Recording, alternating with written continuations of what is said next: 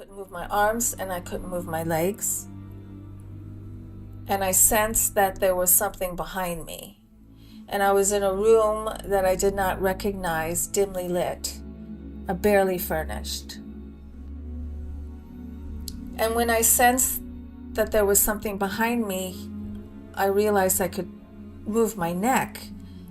So I turned to look behind me, and standing right here, just inches from me, doing something to my back, was a gray.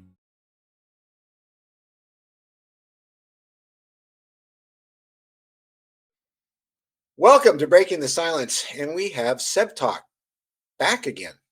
Actually, I don't think you've done a recorded show before with us, and I know we did your show.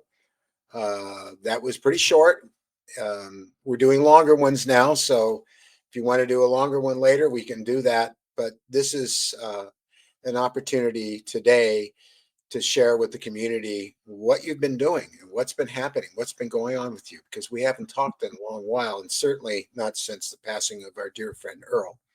Yeah, I wanted to call him the other day. I had a question for him. And then I'm sitting there. I'm like, well, who can I call instead? And it was like, nobody. I couldn't ask that question to anybody else. Well, us, I mean, that's what our channel is all about. That it's not about being, Well, being it was sensitive in nature. oh, So, okay.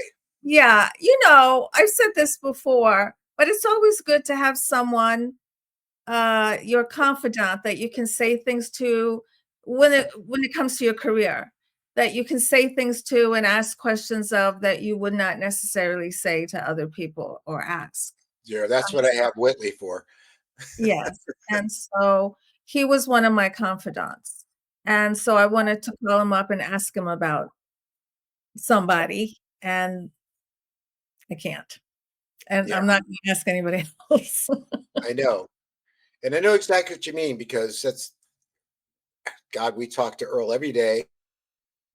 He was always texting us. He was always trying to help the channel, and that's how we met you. That's how we met so many amazing people and become friends with them. And it's really enriched our lives, because that's what he did. He enriched people's lives with his presence, and it just and I just miss when we do a show. We talk on the way home in the car, uh, and when things went wrong, we talk to him for um, guidance and for support, and just a shoulder to cry on. He was always there, as you well know. So, Mhm. and now that's gone. So, well, it really isn't. I don't know about you, but I've kind of felt him involved in what's going on with us. Mhm. How about you? I No, can't say that I have.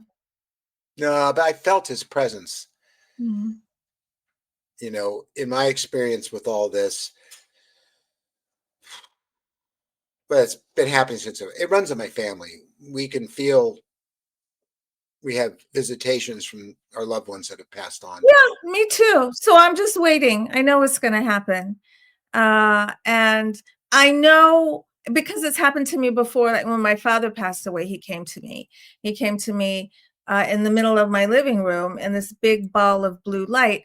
And I knew something was happening. I just returned from Hawaii and I was sitting in my living room and I had all my shells and special things and rocks that I had picked up in Hawaii and I had them on the coffee table and my two cats missed me. So the three of us are sitting in the living room. I'm just looking at everything.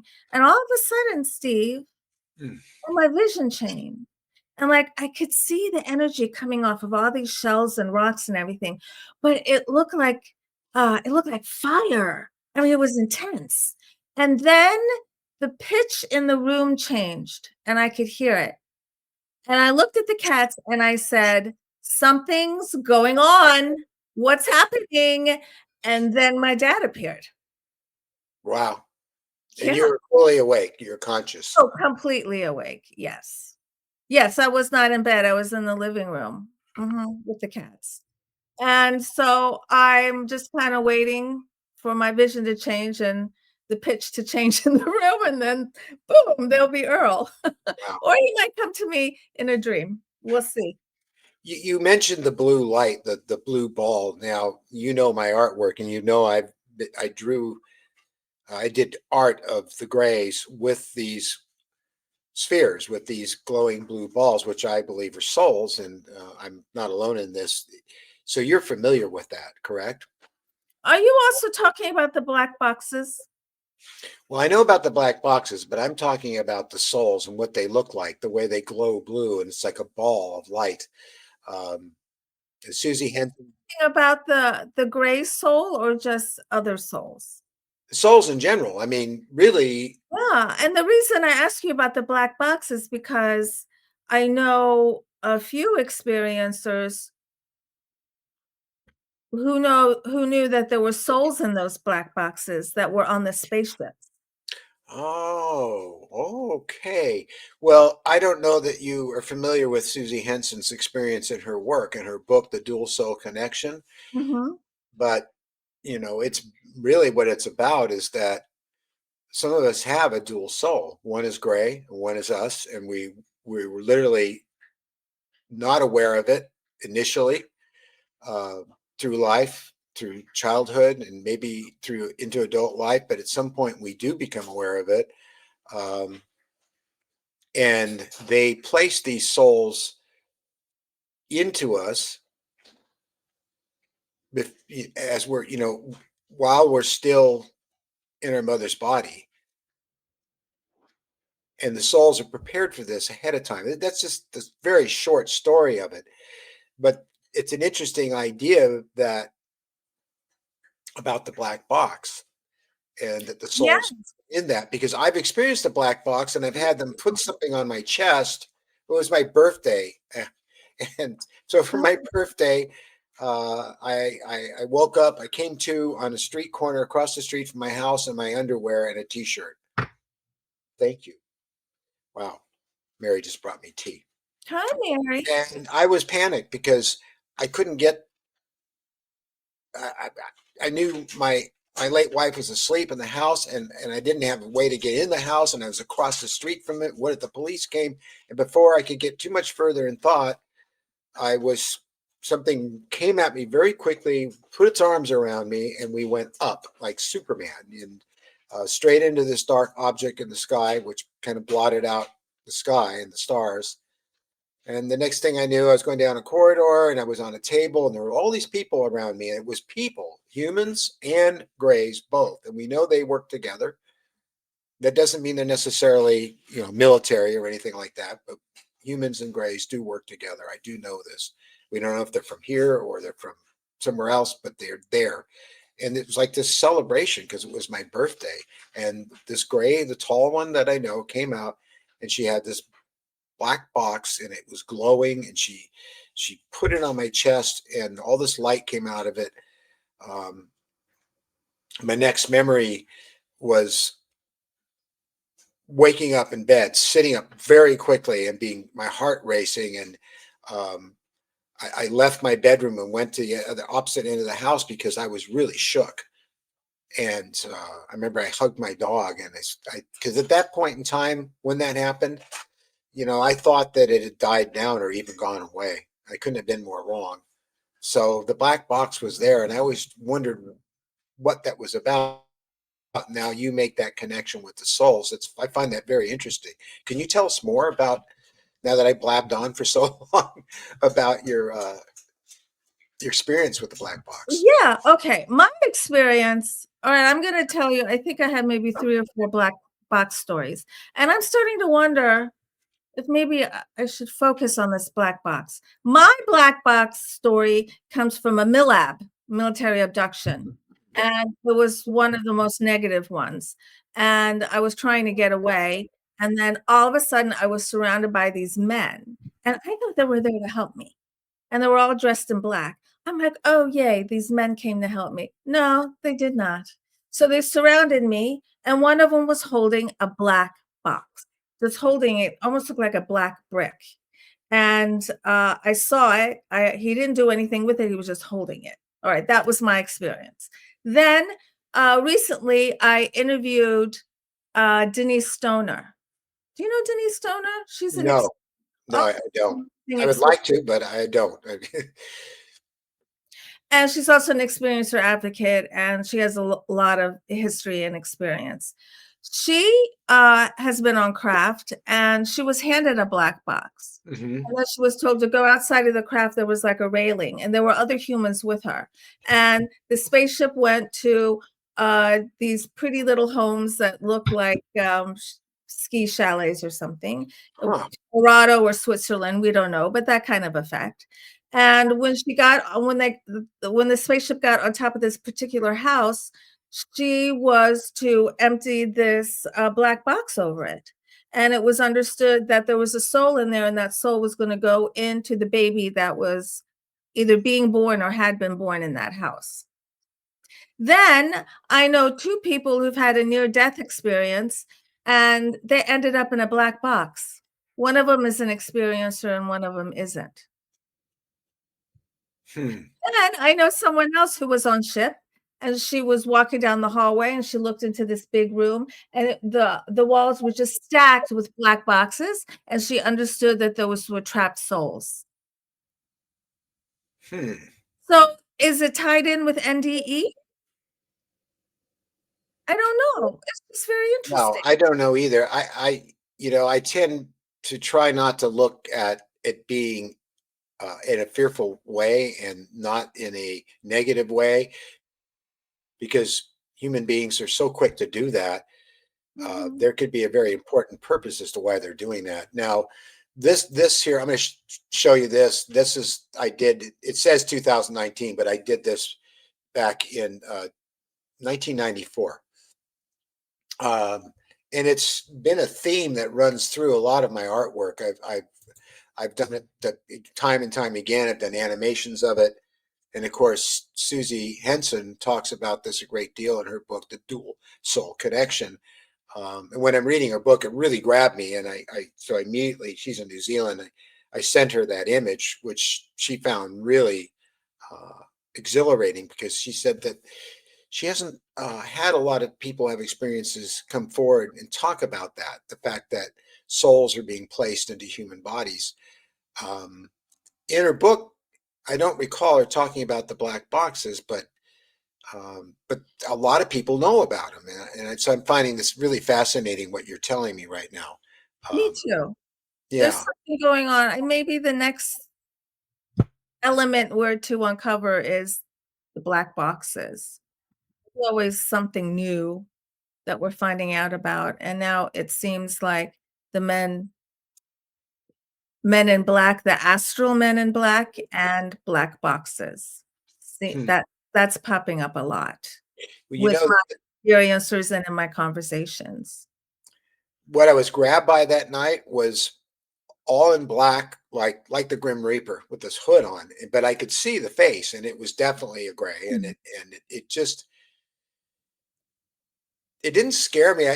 Being someone that's done creatures and monsters for big movies for like almost 50 years in Hollywood, I found it really neat looking, because that's what I did for a living was make things like that. But this was real and it was grabbing me and just the way it hugged me it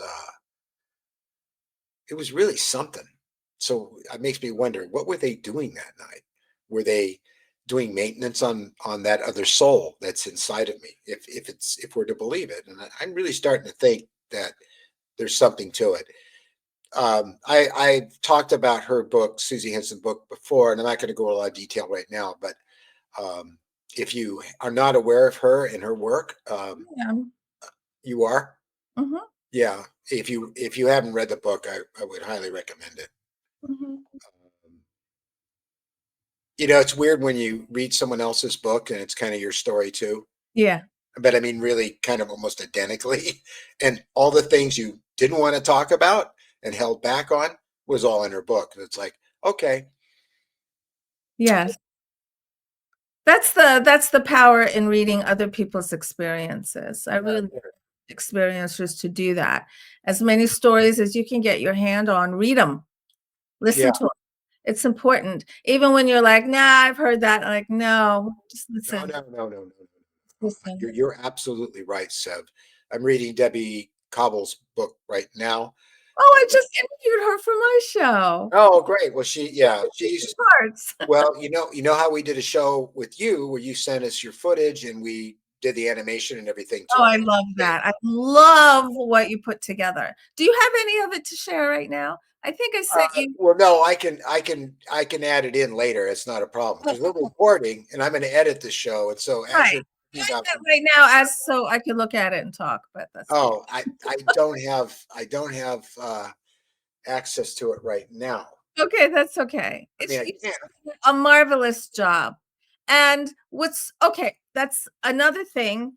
What you're doing is very therapeutic for experiencers. When I've watched what you've made for me Mhm. many, many times. The first time was just blew me away. And the first time I realized, oh, I'm still processing. I'm still processing. I've Oh, come a long way, but it brought up the emotions and these feelings that I thought I had completely let go. But there's still a little bit in there. And I'm realizing that little bit will always be there, and that's okay because it's not holding me back. So it's no. okay if I see like the scene of one of the most terrifying experiences of my life was a gray, and we locked eyes. And in my book, I describe it like looking into two pools of black oil. And I was terrified. So I turned my head back around and ding, I'm in my bedroom. And this download happens. When I looked into the gray's eyes, there was no telepathic communication. And up until then, all the contact I had with the Greys included telepathic communication, but this time there was nothing. It was just staring me straight in the eyes, not communicating at all, and that really scared me. If I'm still going to get a little emotional, that's okay. It's just that I can now look at it without wanting to run away and scream or shield my eyes. That's the important part for me. Right. Well, I remember the first time I watched the Barney and Betty Hill movie that was done by Universal with James Yeah. Earl Jones and Estelle Parsons. Mhm. I was with people, and I had a real vested interest in the subject, and I'd seen so many things up close and personal, and UFOs and ghosts, and all through my life. But I didn't really realize it was happening to me. Some part of me just didn't know that. But when Right. I watched that, those emotions you're talking about, they're there and they're never going to go away. And when Estelle Parsons, or playing Betty, said, and there's one, two, three men, and there's one, two, and she started I started to lose it. And my late wife looked at me like, what the hell's wrong with you? And I had to leave the room, and I went into the bathroom and I just lost it. And I said, oh, there's something wrong here. I wouldn't realize till later on, after I read Communion, that triggered it, that, oh, this is happening, as so many people did. But those emotions you're talking about, they are probably the most powerful emotions you'll experience in your life. And Mhm. they're not always fearful or negative. They're It's this level of euphoria almost you get from them. I do that just because some of the memories are actually, they're so moving. They're lovely. They're beautiful. I don't know how to put it in words because it's so telepathic. Like, receive I don't remember having a euphoric feeling from any of the Greys I came in contact with, and I came in tall, medium, and short, but I've had Yeah. euphoric feelings with other beings. Well, with the Grays, I mean, recently I was at the breakfast table. I wrote about it in the Substack. It's been out there, and I'm listening to a beautiful piece of classical music. It's actually a movie score. And I thought, because I have a real telepathic communication with them, I'm finding, and I thought, just briefly, I wonder if they feel emotion from our music and our art. The next thing I know, I don't see Mary anymore at the table or anything. I'm in this dome-shaped room. There's this bizarre box on the floor, and there's colored light coming out of it, and I'm hearing the music I'm listening to, and I look over, and there's this tall gray sitting on a table, and she's looking at me, and there are tears coming out of her eyes, which we know they can't cry. At least I don't think they have tear ducts, but that doesn't really mean much because they can pretty much project anything they want to. And she like pulled me in up close, and I could see her eyes tearing and going down. And I felt this super powerful emotion. And the next thing I snapped out of it, I was at the table, and I lost it. Became very emotional. Uh, and I got that from her. That was her way, without words, purely telepathic, of telling me, yes, we do. And then later on that day, I had this memory or vision of being in like a grand hall kind of situation with chairs and all these people sitting there and grays. And on the stage was a man playing the cello. And they were all intensely listening to this beautiful music. That's interesting. Different, isn't it? Yeah. So there's something going on there. And I It can't say was it was a room full of grays listening to another gray there are play. people there too. Oh, And it's my, after reading Susie's book, it's my pretty strong feeling that they were people who were also in a calm state, the hypnotic state, that were taken, and are brought routinely on board craft, um, to experience amazing things and to be prepared for what we're doing right now. And that's talking about this, which we were never supposed to do originally, and share this with other experiencers. It's not so much the public that we're really affecting, it's the other experiencers. We're waking them up. They're starting to remember more, and they're coming forward more, and they're having a dialogue. And if the public wants to tune into it and be receptive to it, they can. What do you think about that? yep, that's exactly what's going on. Yeah. How did I Mhm. know you were going to say that? I believe the ETs are working with us individually, and it's through the individual transformation the collective shall change. Instead of working on the collective, hoping the individual change, it's really the other way around. It's when the individual changes, the collective changes. So there's a lot of work being done. People think they're quiet and they're not doing anything, but there's still a lot of communication. I've also noticed in my work experience around the world that there's a shift in the nature of experience, not so much purely 3D like it used to be, but more in the consciousness state or some kind of state where we don't have a word for it, we're not quite sure, so we call it consciousness. And Absolutely. uh, excuse me? I said, absolutely. You're pulling the thoughts right out of my mind, and that doesn't surprise me. Yes. Yeah. You know what this reminds me of, the word consciousness. I just started a new podcast. It's called UFO and ET 101. And I just wanted to get the basics out there because I think everybody should know just the bare bones basics. Like everyone should know who Betty and Barney Hill are. Everyone should know who Kathleen Martin and Travis. Well, everyone should know these things, the common terms. So I have 2 episodes up. I'm working on the 3rd, and then I'm gonna release a 4th, and it's on my YouTube channel. It's also on all the podcasts, Spotify, iHeart, Apple, everywhere, and it's called UFO and ET 101. So, So right now I'll be able to find that on YouTube, so I can put a link up into this. yeah, it's on my Alien Spirit with Sev. It's on there. Okay, I'll find it. Thank you. And, so today I was working on the 3rd episode, which is UFO lingo.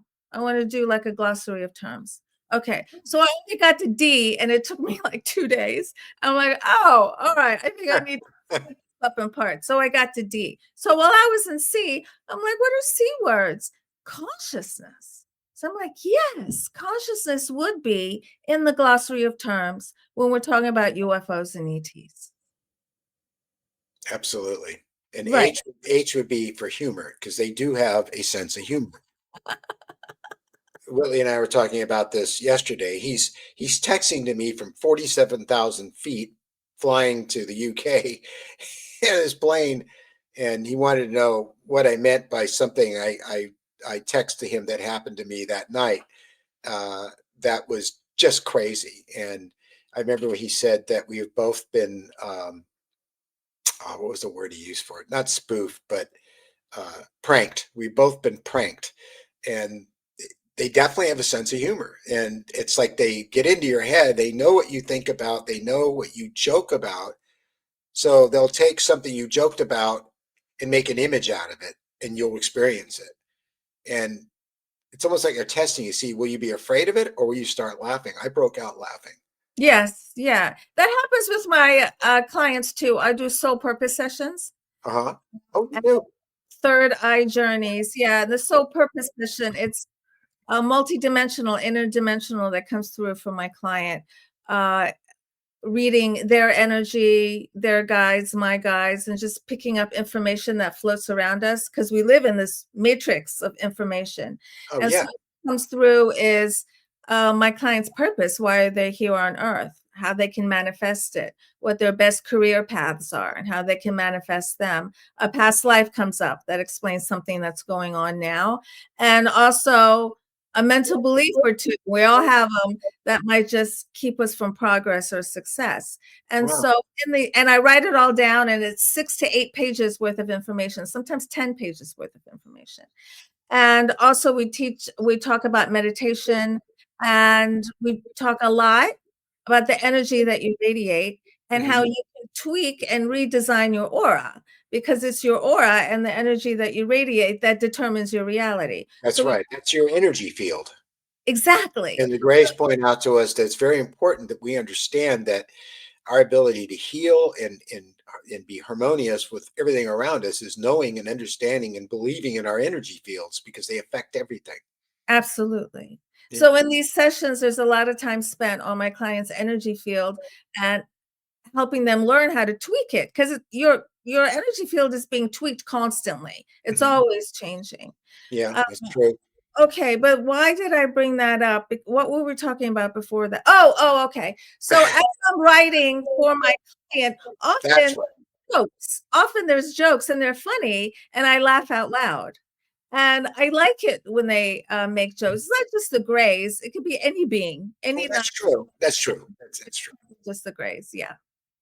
But most of my dealings have been with them and humans. I've only once seen a mantis, and I know they're very much involved and kind of overseeing a lot of things.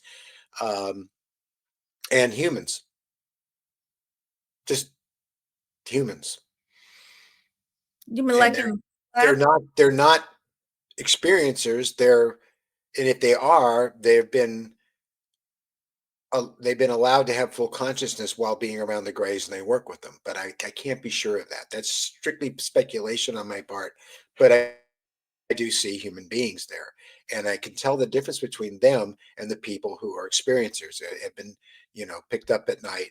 You know about the smaller crafts that they pick people up in. You know about the methods that they use, the beam of light and how that works. It's kind of like a tractor beam, but when mhm, they can't use that, they use their consciousness to levitate you, which is just amazing. mhm, But and they tell us we can do that too. mhm. Yeah, it's all about changing our frequency, Yeah, it is, so and we it's can through the wall, right. so you're working on the alphabet of terms. So how far are you now? Well, I just did A through D, That's it. and then so I have the introduction, I have one just briefly talking about who I am and the third one is A through D, UFO lingo, and the fourth one is gonna be about military whistleblowers. I'm going to list the top military whistleblowers that people should know and why. And then I'll pick up E through H or whatever. So the UFO lingo will just be laced in through all the Right. episodes. Mhm. And of course, we have the latest one um, with Jeremy Corbell and George Knapp in the three parts, and I found him kind of disturbing. I mean, because I truly believe that based on observing his body language and his facial expressions, which I'm acutely aware of. I notice this in everybody. And A, he's telling the truth. B, scared to death. And C, I'm not sure that all the information he has, being where he was and who he is working with, is correct. But he certainly believes it to be. Because as we well know, these whistleblowers can be fed false information just as easily as anyone else. And then they go public and they literally articulate our government's and our and the military's agenda, which is to turn this into a very fearful thing that they would like people to be afraid of. So we turn back to them, giving our power over to them, which is something I plan to never do. But I really I notice this. I don't know if you do. I'm sure you do, but I don't know how you feel. Yeah, it's been formulating for a while now. The fear element and also the religious element. There's a religious undertone going on. That's all I'm gonna say about that. But if you pay attention, you'll see that's coming from the government as well. Yeah, I'm pretty sure I know what you're talking about. I mean, the universe is a fully conscious, living entity that we're all part of and connected to. And for some reason, we also maintain an individuality. But at the same time, all of us are capable of sharing the same knowledge, which really changes things for civilizations when they share all knowledge and they're no longer hiding things from each other and there's nothing to fight over anymore. Yeah. This seems that the people that are in power here on Earth, our own people, I guess, they're really afraid of that happening. They really don't want people to know that, and because they can't stand the thought of losing their control and power over us, and that goes for religion as well.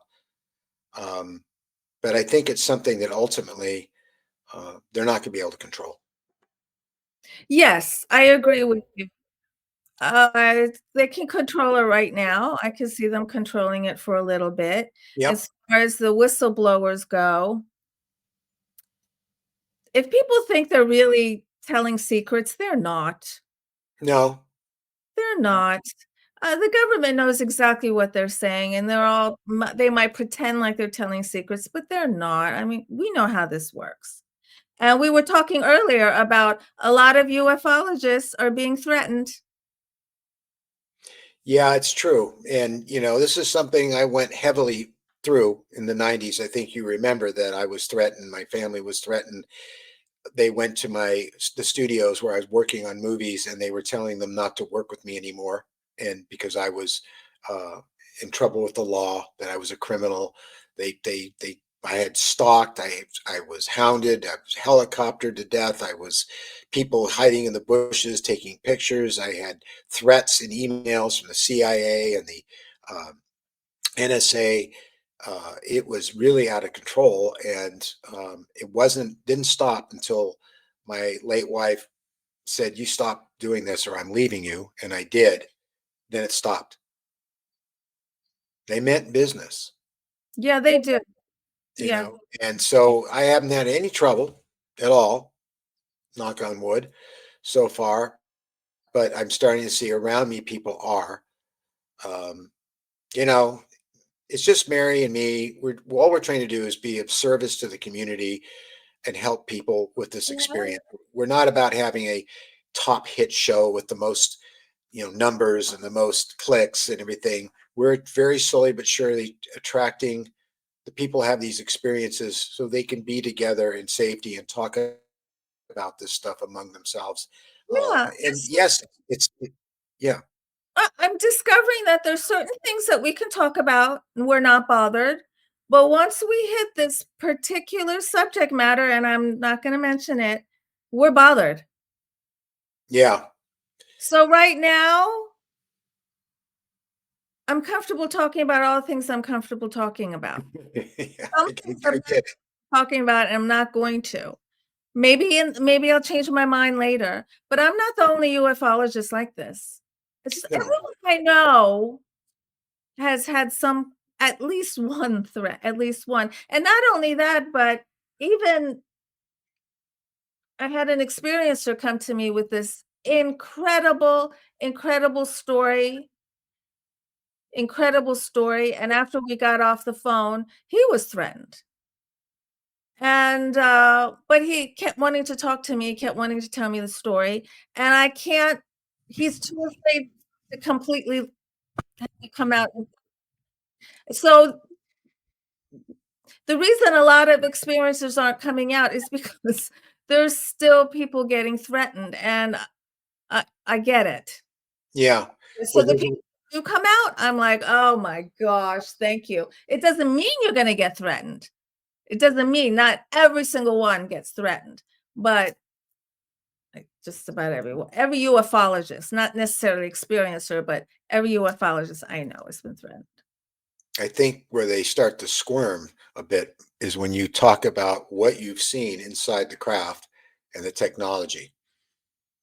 It And has to do with technology. it bothers them that No technology talk. They don't right. like that. Yeah. It bothers them that we have access to this stuff when only they think they have the right to have access to this stuff with their top secret security clearances and all of that. I mean, the kind of things that Bob Lazar was privy to. Uh, the average person, um, which we're finding out are not so average uh, in life, has been privy and present on craft highly advanced with highly advanced life forms, and in some cases they've been told exactly how the technology works, and for some reason that's something they don't want you talking about. And again, it goes back to the C in your alphabet.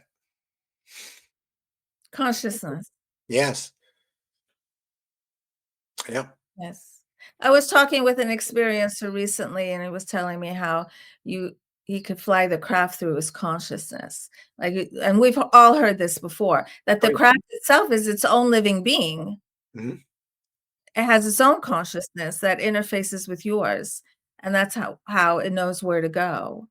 And Have you ever heard anybody describe it any other way? Because I haven't. And I've been talking to a lot of people just like you, and that's what they describe.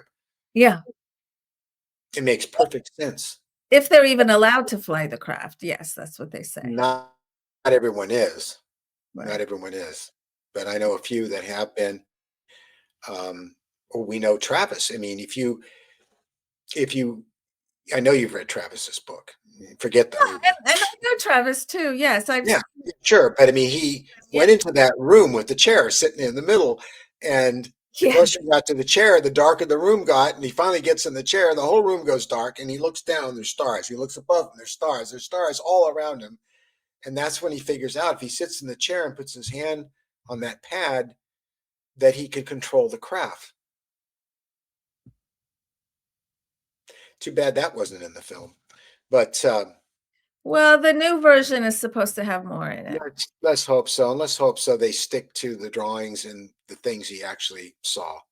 So that film really bothered me. I confronted Tracy Bothered Torme. him too. Yeah, he I, was I confronted Tracy Torme. I knew him. He was a friend, and because we both oh, worked in Hollywood, and he basically told me that he would have lost his job if he didn't change. They told him you had to change that part of the script. And what was really interesting is that I was told that the reason they did that was because there was a commercial that had been on television recently that had grays in it. I did the grays for that commercial. Is that ironic or what? what was the commercial? It was for Pamela. She was a talking doll, and the doll was left by a child in the forest, and the craft comes down in the forest, and these three grays get out, and a baby gray, and they take the doll, and the little day cuddles it, and they didn't have the black eyes, but they were grays, and they had some bit of facial expression and stuff, and they weren't threatening and scary at all. Mhm. So I'm pretty sure that's what did it, because it was right at the same time. Oh. Well, they So, also left out the blonde Nordic beings that he saw well, too. yeah, Like, they left out the hangar deck. I've seen that hangar deck with all the craft sitting on it. I know plenty of people have Where? on board the larger craft. There's the hangar deck, and Oh, inside are oh, the oh, smaller okay. craft that are used to pick people up.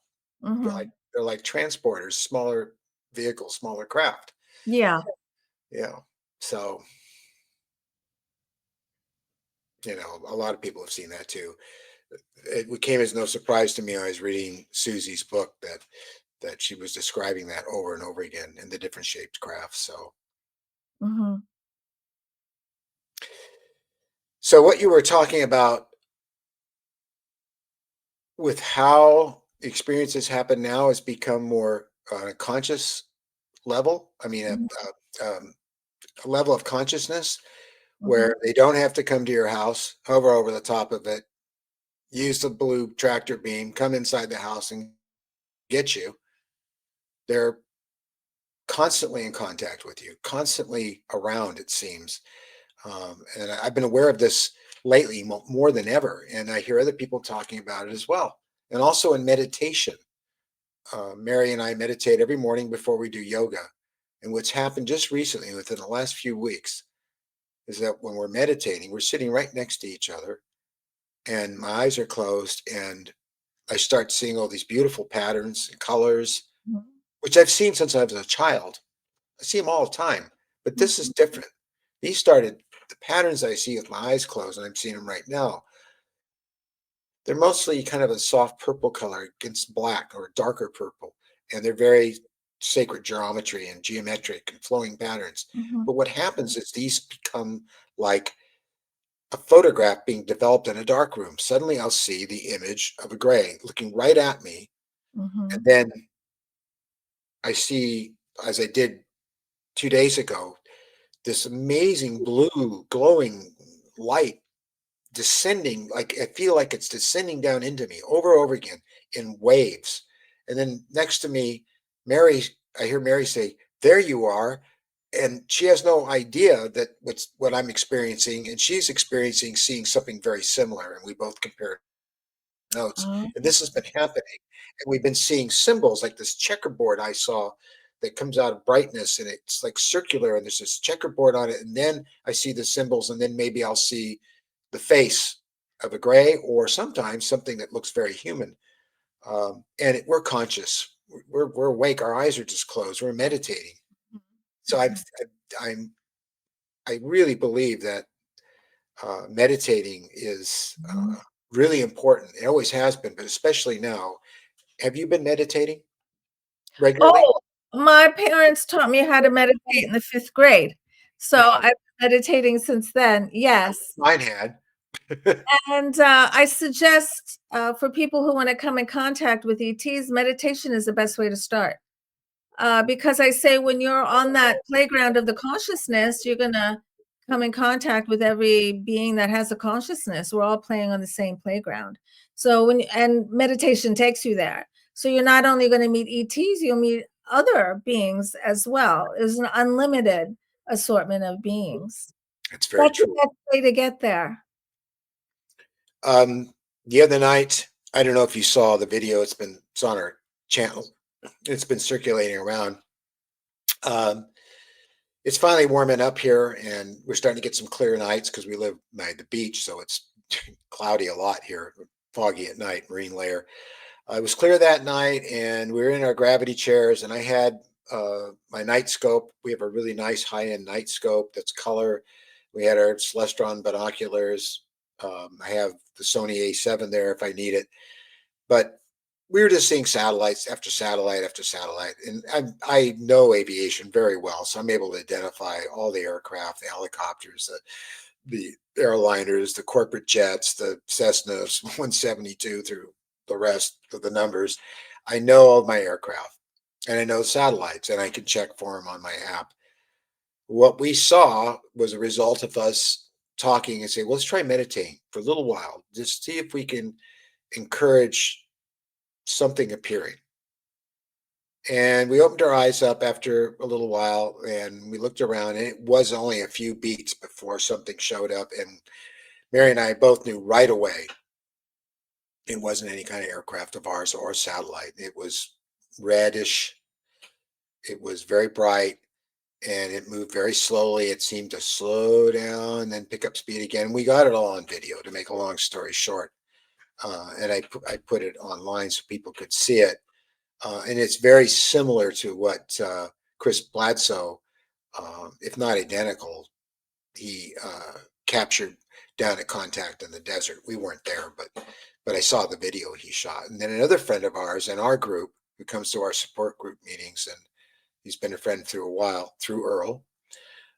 He's in Santa Barbara, and he got a very similar, almost identical video as well. So the meditation, this is something anyone can do if they learn how to meditate properly.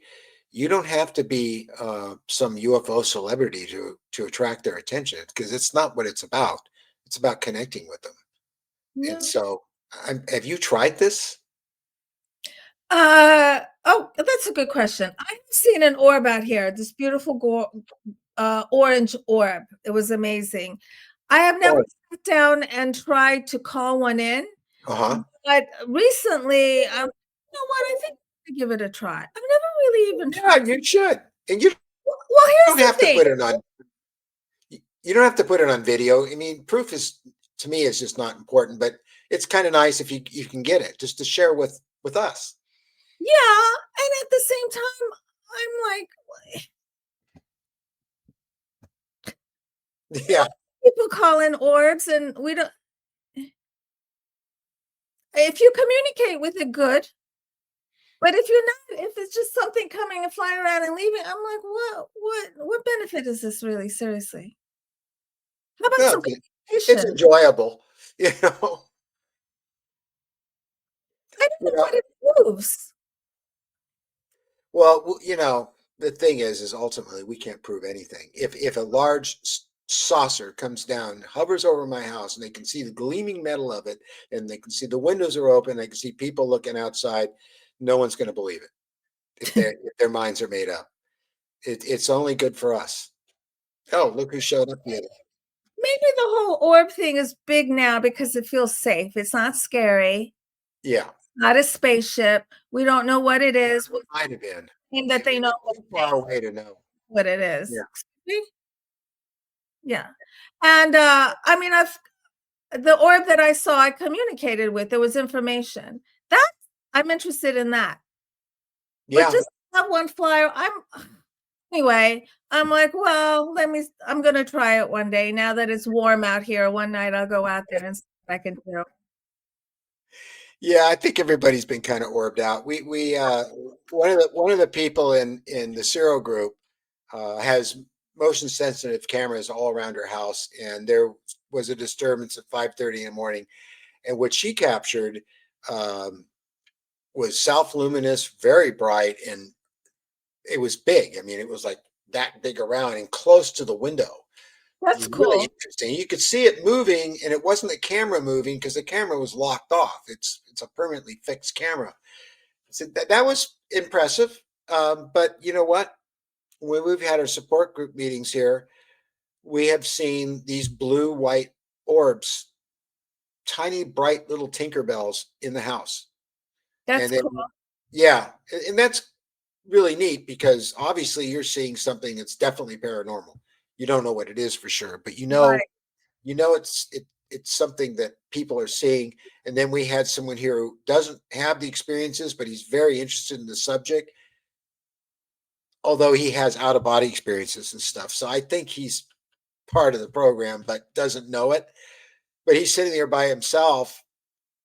Some of the other people are the other part of the house, and I could see him, and I saw his face go blank, and he was looking up like this. So what Danny saw, he says, "You'll never forget. You'll never believe what I saw. I don't see things like this." And I had him describe it, and it was the same thing. A little Tinkerball, or very bright, flew in an arc and disappeared. Mm, And his jaw has been hanging ever since.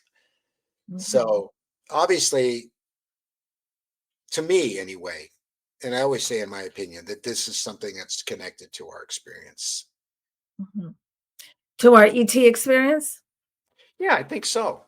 And Mhm. I think that all of us um, see to attract and be sensitive to things outside the norm, whether it be seeing ghosts or seeing your father's spirit or seeing little balls of light flying around in your house. There's Mhm. a reason why we can see these things and other people don't.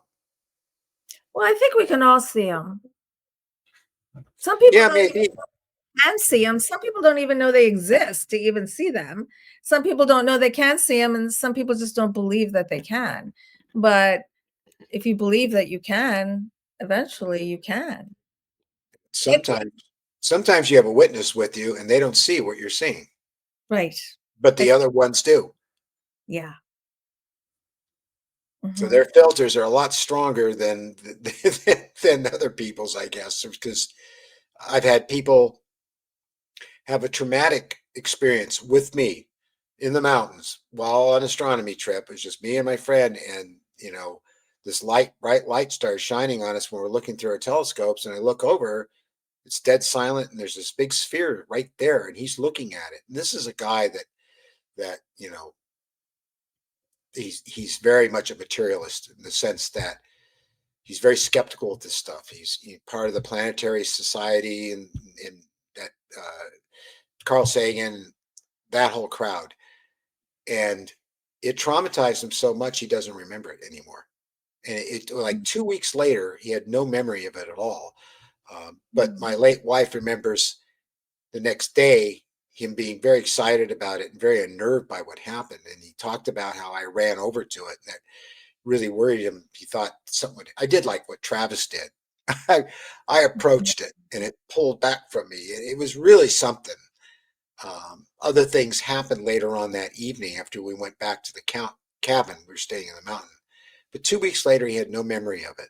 And then he reported having nightmares about lights coming in his bedroom windows where he lived in Sausalito. So,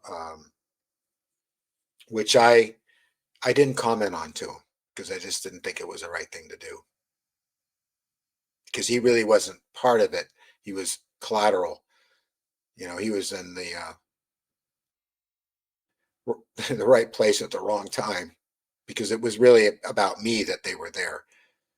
So it's an interesting thing to realize is that people they block it out like it never happened.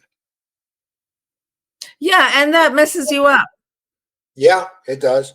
I know what that's like, and that's why it's really important to at least come out to yourself. Just come out to yourself. You don't have to come out to anybody else if you want, but at least allow yourself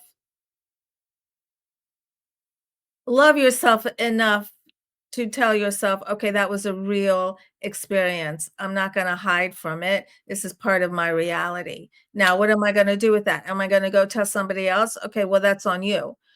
Should you seek help? Yes, you absolutely should talk to somebody."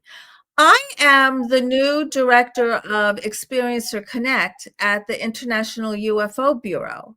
And Oh, we are now taking cases. If somebody wants to contact us and tell us about a sighting or ET contact, please do. The International UFO Bureau. I'm also going to be hosting a experiencer gathering through the Bureau for experiencers who contact us and tell us what happened. So these gatherings are not for the outside people, but anybody who comes to the Bureau right. and submits their story. And if they want a gathering of other experiencers, uh, we'll be providing that as well. Now, Sev, you sent me a bunch of information. Is was that information included in that? Because I saved the whole file. My bio, yeah, it's in there. It's in there. Okay, because Yeah, thank I want to put that up for people to see so they can contact you. Mhm. Obviously, they'll be from your local area more than likely. Um, I No, think no. Well, I mean, are you doing this? You doing this in person, and are you doing this online? yeah, it's Because we're online. doing. We'll take people Yeah. from all over the world. It doesn't have to be Oh, okay. North All right. Well, Carolina. that's good to know because we have a support group meeting that meets online. It's completely private. It's not recorded, and nothing leaves that room. They We have people from all over the world, the UK and down under. Who was your guest once with Earl? On the community, that's on the community chat. That one is recorded and that one is open to the public. But Oh, the one I was on was live. yeah, the one we do is on Zoom and it's completely private. Oh, And you're oh, welcome to be part of that. It's just where we can all talk about what happens to us and how we feel about it, and we can talk about the things we don't want to talk about when we yeah, don't want to talk about them. You right. know, I mean, Yeah. we have this one girl from the UK who found our channel, and the way she found her channel is she looks for online the channels that have the least amount of views, the least amount of subscribers, because she has no trust for the big, what they call the UFO celebrities. She just doesn't trust them. She doesn't feel that their intentions are true, and it's really about them and getting attention for doing this stuff. She wants it to be a place that she feels safe, that she can speak with like-minded people, and that's how she found us. And we have a lot of people that have done that. So I'm really hoping that the same thing happens for you. We also have a in-person once a month uh, meeting. Is that something you're thinking about doing too, or are you doing that? I'm not doing that where I am. I on the inner banks of North Carolina, I'm really out there, not heavily populated. Like the Oh, town to me is an hour. And so I don't think anybody will come all the way out here to have an in-person meeting. Although a couple of years ago, I had a retail store here and I had UFO meetings in my retail store and they were a hit. I got a really good ah, response from the local community, right. just coming in out of interest. But I I don't think I would have much interest for just like an experiencer talk. Although there are Right. a lot of experiencers here, but still a lot of people don't wanna come out. Hmm. We get it varies anywhere from 4 or 5 people to 12. That's it. And a lot of them have to travel an hour or two to get here because we're not in LA. We're in Ventura by the sea. Well, And I am Tura, my yeah. ex's grandfather was there, Oh, so you McWhirter. know where it is. It's a nice little town, Yeah, I but almost they come. moved there. I had an opportunity to move there, actually. Oh wow. Yeah. Well, it's really beautiful where you are now. It's beautiful here too, but not Well, like that. you're in a UFO hub, what with, Yeah, Lou yeah. and Catalina, and you're close CB to. base right across the street over here on the other side of those trees is the CB base, and then beyond that's Magoo. Um, Yes, we have Magoo. airports all around us. No, there's been a lot of strange. This is where I saw two triangles. One with Mary, and one when I was on the phone with Whitley talking to him when I was exasperated that I couldn't somehow share it with them. Um, it was amazing. It just this huge thing going over the house, and it was so quiet. And that's when I got that message right in the center of my head, and it said, "There's still hope. Don't give up." That was in 2017. Oh, that's a good message. Yeah, it is, and really, I think that's what this experience is all about: hope for our future. And I think that, well, as Susie puts it in her book, it's we're being upgraded because the way we are right now and what's going on this planet, there's a lot of good people here that need to live and survive and evolve, and there's a lot of bad people that don't want to see that happen. So, thus the upgrade. I'll leave it at that. One thing we didn't talk about as we come up on an hour is there's probably going to be people watching this. We're getting a lot of new people, and I'm sure you're getting a lot of new people. They're finding you. They know you're sincere. They know you're honest. They know you're there for them, Yes. sharing this. So you're getting new people. And I'm not finding that any of them are trouble in any way, shape, and form. They're very, very good people, very sweet, very kind, and they have Yes. a very positive sense about this whole Yes. thing. Um, but they don't, some of them are not, they don't know who Barney and Betty Hill is. They don't know who Travis Walton is. They don't know who Whitley Strieber is because they're new to it. all they know is, oh, somebody else had this happen too. And so you might want to talk a little bit, if you have time, about who you are and a little bit about your background. And we did a show about Sev. It's about, I don't know, what was it, about 10, 15 minutes long, about one of her experiences that you can watch on the channel. But you might want to share with them a little bit if you can. Oh, okay. Thank you. I'm a lifelong experiencer. My first conscious memory is from age 10. And that was a being that I loved very much and was very excited every time he came to visit me. And that went on for a couple of years. And he would come with a spaceship and get out of the spaceship. And he looked more human than not human. Right. And I call him my space brother. And then when I would come to in my bedroom, I'd be confused because I could sense that this felt fake. Like, I'm like, "This isn't real. He's Yeah. real, he's real," and I'm in 5th grade. Yeah. You're giving So me chills. You're giving me chills. just tell myself, "Just forget about it, get dressed, go to school, and pretend to be normal." That was my whole life. Pretend to be normal was my motto, my personal motto, my whole life, because I just hid everything and I just tried to ignore everything. I remember one time I looked down on my arm and there was a scoop mark, skin missing, like a little Barbie doll ice cream scoop, like gone. And I'm like, okay, there isn't even a scab. Like, I have a chunk of skin missing and there isn't even a scab, number 1, not a drop of blood, and number 2, I didn't even feel it. And then I would tell myself, "Okay, ignore it." And it was just decades and decades of that. Lights in the house, things touching me, experiences, saw a baby in a tube with the grays. I mean, it just went Okay. on and on. Do So, you remember do you remember being inside the craft and what they were doing with you and for you? well, the experience that changed my life here in 2017, I was in a room and I knew I was on the moon though. Now, was I in a craft? I don't know. Was I in a building? I don't know. I don't have any conscious memories of being on craft. I'm sure when I was a little girl, I was taken on there, but right Yes. now, they're not coming to my forefront. And when I talk about my experiences, I like to talk about my conscious ones. Your conscious experiences. So you Regression, I don't know what it is, I don't understand it, so I prefer just to talk about my conscious. I'm not dissing, regression at all, it's no. very helpful, but I just don't know what it is, so I just wanna stick to the conscious memories. And so here, uh, Gray's put 2 red X marks on my tush, We have a and picture of that. yeah, right there, and I have that the images. Yep.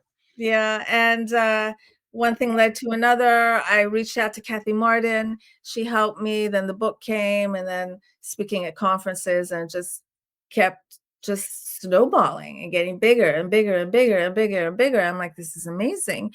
And, I was the state director for MUFON. I'm not with MUFON anymore, now I'm with the International UFO Bureau. But there we have opportunities now. You can report your cases to so many different organizations, Mhm. and there's so many ways to get help. So when I first started, there was no way to get help. When I had the 2 X's on my tush and I'm like, "Oh my gosh, for the first time in my life, I need help," in 2017, I didn't know who that would be. I didn't know there were people out here talking to people who've come face to face with aliens, and there are, and there's a few of us. Yeah, there And is. here, yeah, and so it's pretty easy to get help these days, and I urge you to get help because if you don't, you're not living authentically, you're living a lie to yourself.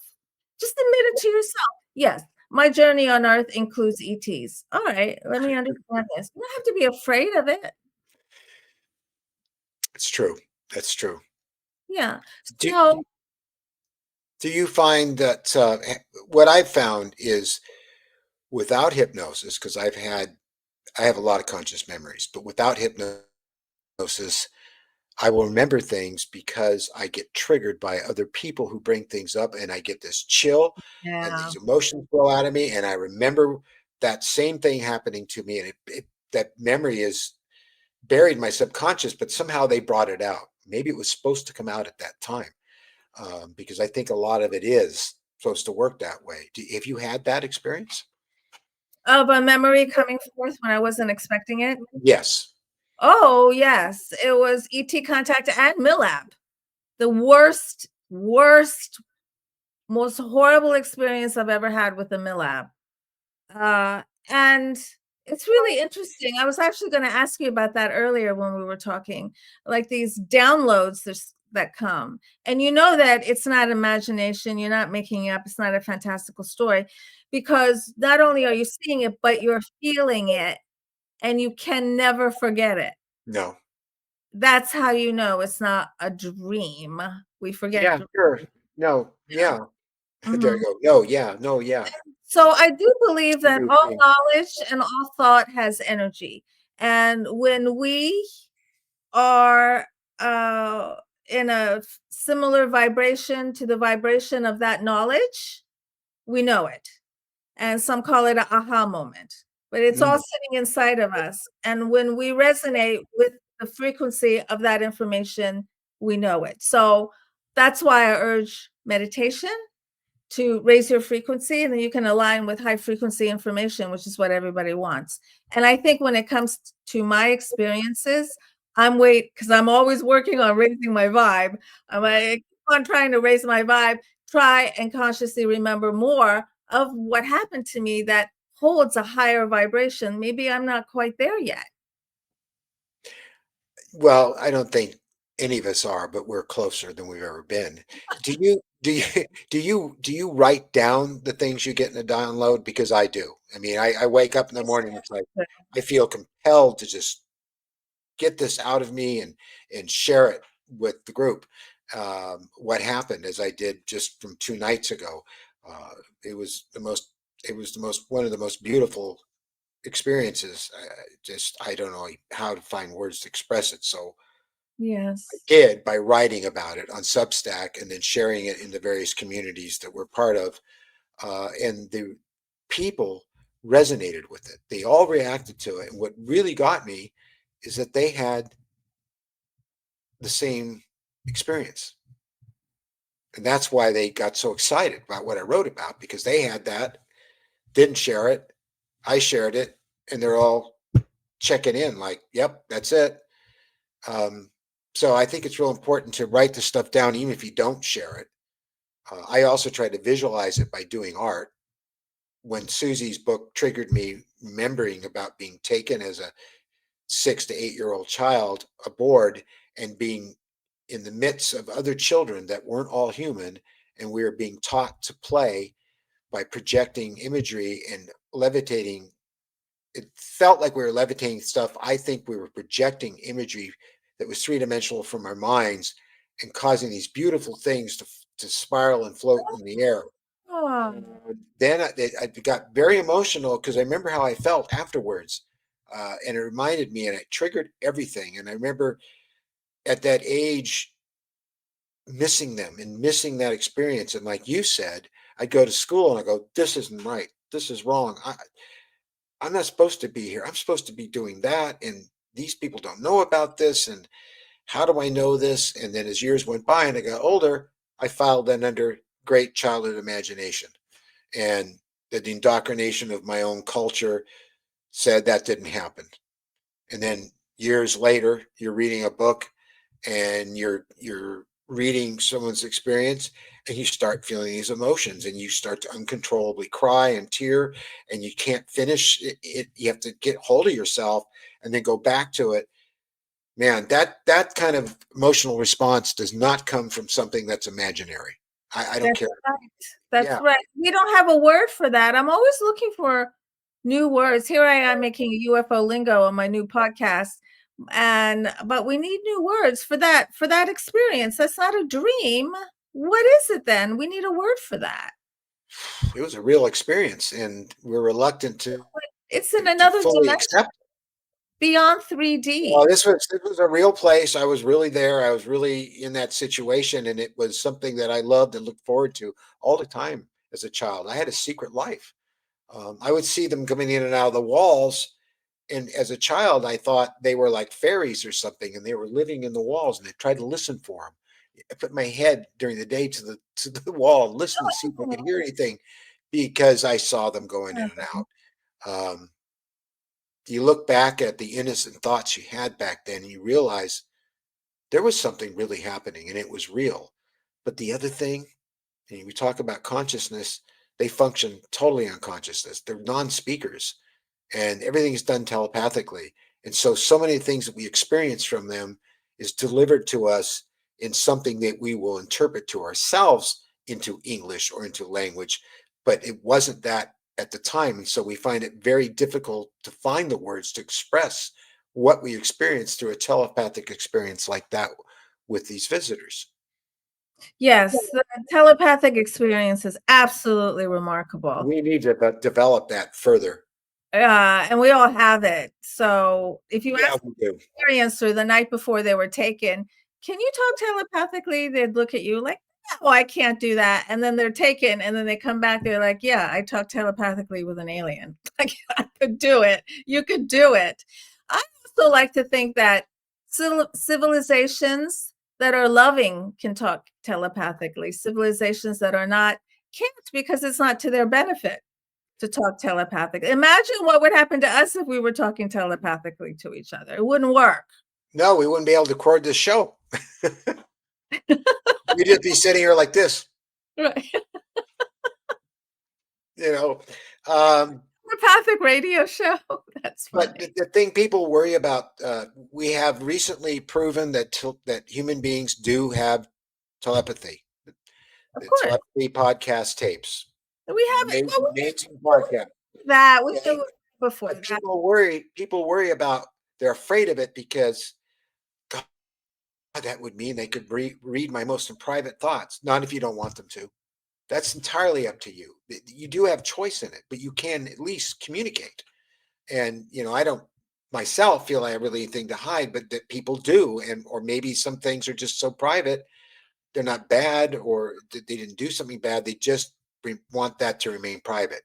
If you want it to remain private, it will. That's how it works. But if you want to telepathically communicate with someone, then you can communicate with them. Also, I believe when I do my sessions, I need my clients' permission. Like, I don't go around reading people like in the grocery store. I think that's rude. And I think we have a responsibility not to try and telepathically tap into people we don't know and that who haven't given us permission. Yes, we can read a little bit about, we can understand a little bit about them by Oh yeah. plugging into their aura, but Sure. to go deep inside, I think it's rude without No, permission. no, we don't do that. No. I was in a grocery store the other day, and there was this newborn, pretty newborn babies, in the shopping cart with the mom. I mean, I don't know how many, 2, 3 months old maybe, and she kept looking at me, and God darn if I couldn't hear stuff coming from her, and I just said hello, and she looked at me, and it was incredible. And this stuff has been happening to me, and I don't know if it's happening to everyone, but I have a funny feeling that it's starting to, and I think it's supposed to. How about you, Sev? Well, yes, as a society, we are much more focused on higher dimensional things like meditation and UFOs and ETs and contact. Yoga. Remember when people thought yoga was a bad thing? Remember when no one even did yoga? Hey, I'm 73 years old, and I wouldn't be going for 6 mile hikes and working all day on my feet and doing things I do if I didn't do yoga. Yes, and so now yoga's accepted, but there was a time when yoga was not accepted. And all of this is contributing to the higher vibration, which then lends itself to us realizing that we have psychic abilities, quantum abilities, I like to call them. We all have. And with focus, you can use them. You just have to focus. Well, our consciousness is quantum energy. I mean, we are that. I mean, we're more than our brain. We're more than our body. We both know that. I That think everybody knows that. no, they don't. Everybody Unfortunately, they don't. I think if they did, that we wouldn't have quite the situation we have here on Earth because people are. most people know that they have a soul, and lots of people are religious and they believe they're going to a heaven. So if you think you're going to heaven, doesn't that just imply that you know there's more than this? It does, but I really question whether the people in power really believe that because they are so hungry for power and wealth and property. They're obsessed with it. Like they better get it while they still can, because when they're dead, they're dead. And how many of our notable scientists, like um, Neil Tyson, tell his people that follow him and look up to him that when you're dead, you're just worm food. That's exact quote. And he says, and I don't mind being worm food because I contribute to the universe and or to nature or whatever it was. But wait a minute, you have no proof that after we stop breathing and our brain turns off and our heart stops pumping, that we don't continue on. You have no proof at all. You can say I have no proof, but you also have no proof. But as it turns out, we do have proof, and you know it's. We have lots. We have case after case of Yeah, people who have had near-death experiences, were even being sent to the morgue when they suddenly, out of nowhere, came back to life. That report things they couldn't possibly have known during yeah, that experience. What the doctor said, what their parents said that were in the waiting room, everything. right, right. Excruciating details that you can only remember if you were conscious and out of your body at the time. Mhm, So we do have proof. mhm. But these people, the materialists, that's what they're called, the scientists, they have to measure everything, have to have proof of everything, which I understand. I'm not putting them down. I'm just saying they need to face the evidence. Which They is really do. happening in ufology. It was nuts Yeah. and bolts. It was all nuts and bolts. That's gonna be, part of my glossary terms, Yeah. and now Yeah. more consciousness, but there are some seems like mostly men that are stuck, older men, seem to be stuck in this nuts and bolts way of thinking, I and it's know. trying to push them, like, it's like, "Kinda like, step it up a little bit." It's like, we're so beyond that. It's true. Well, they're having that big conference in Dubai, and I know a number of people that are going to. There's not one woman being invited to that. Oh, don't get me started on that. Don't get me started on it. Really? I'm glad you noticed that. Yeah, no, I noticed all of that, and I do notice that in ufology and with the conferences and stuff, there's far more men than there are women, and that's just BS. I try not to cuss on the air. Everyone else does it. I guess they think it's cool. I don't think it's Yeah. appropriate, but it is Mhm, BS. So, mhm. but it's slowly but surely, you know, starting to turn around. You discount anyone for any reason from this. Uh, Story and the story they have to share with you, you're doing the wrong thing. So, in fact, we've been told in the past that how come only white people have these experiences? Uh, how come we never see people of color? And we do have people of color. And I mean, Yes. geez, Reverend Michael, you know, uh, Carter is a really good example of that. You couldn't get any more of an experience than Michael is, um, and he's a person of color. And Y then there's that whole thing about race, and Michael and I talked about that. There's no race. There's just one race on this planet. When I refer to us, and that's the human race, Homo sapiens. It doesn't matter what color we are. Our cultures are different, yes, but we're all human race. There's not a black race and a brown race, and that's all in people's minds, and it's all an indoctrination. And the same thing goes for sexism. So, because Separation. Yeah. once we're out of these bodies, we're all the same. Mhm. We really are. So, well, maybe that's a good place to end all this till we pick it up again at another time. Um, is there anything you'd like to share before we end this recording?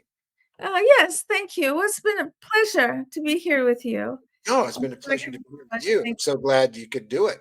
I know you're really busy.